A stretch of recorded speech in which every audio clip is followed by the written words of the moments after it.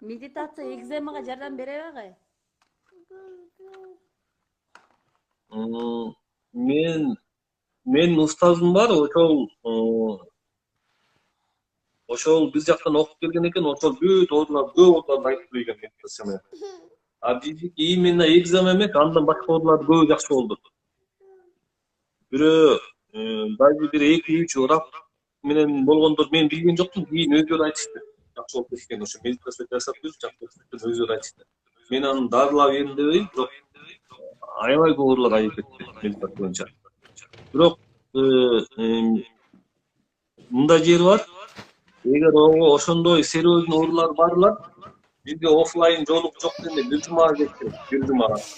Жок дегенде бир жумага келип, анан ошону таза так үйрөткөн эң жакшы болот. Оффлайн барсак жакшы болот серьезный